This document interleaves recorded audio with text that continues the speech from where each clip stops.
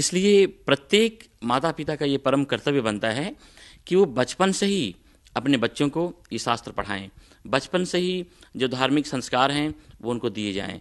क्योंकि जब जीवन आगे की तरफ बढ़ता है ना, तो तरह तरह की सिचुएशंस आती हैं, कभी अनुकूलता आएगी, कभी प्रतिकूलता आएगी।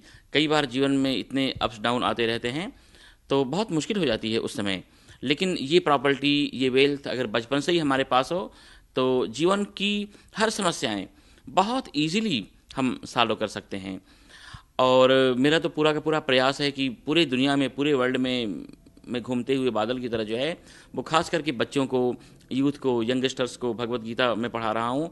और इसीलिए पढ़ा रहा हूँ कि अब देखो, बच्चों को भगवत गीता पढ़ाने का मतलब है कि हम भविष्य उनका बना रहे हैं। क्योंकि भविष्य में तो न जाने कैसे कैसे उनके समय आएंगे, अच्छे भी आएंगे, बुरे भी आएंगे। तो यही चीज़ आगे उनको काम आने वाली है। तो खास करके जब समस्याएं आ जाएंगी, उस समय बड़ा मुश्किल हो जाता है कि अब क्या करें। उसके पहले से ही जीवन में उसकी तैयारी होनी चाहिए। जैसे किसी व्यक्ति के घर में आग लग जाए, फिर वो कुआं खोदने के लिए बैठे, तो फिर कब, तब तक तो मकान जल जाएगा ना।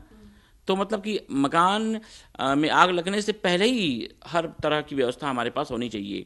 क्योंकि ये तो जीवन है, हर प्रकार की अनुकूलता प्रतिकूलताओं के बीच से होकर के गुजरता है।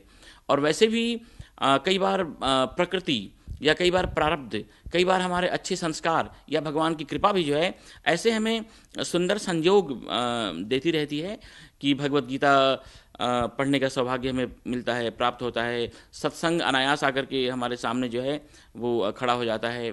तो जब भी हमें अच्छाइयों से फेस करने का समय आए ना, तो बिल्कुल बहुत खुले मन से उन अच्छाइयों को सीखना चाहिए, धर्म की बातों को जानना चाहिए, ज्ञान की चीज़ों को सीखेंगे, उससे ही हमारे जीवन का जो है वो निर्माण होगा। और देखो, जितनी समस्याएं आती हैं वो सब अज्ञानता में ही होती हैं।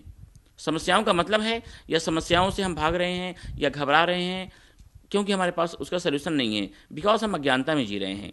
तो जो ज्ञान है, ज्ञान के प्रकाश में फिर सारी की सारी समस्याएं जो है ना वो सब खत्म हो जाती हैं। तो जैसे ही हम ज्ञान को, डिवाइन नॉलेज को हम गेन करते हैं अपने जीवन में, फिर किसी तरह की कोई समस्या रह नहीं जाती है, और पूरा का पूरा जीवन हमारा जो है वो बहुत ही अच्छा और संपूर्ण बन पाता है। क्या ये ज़रूरी है कि जब भी प्रार्थना करें तो हमारी आंखें बंद होनी चाहिए?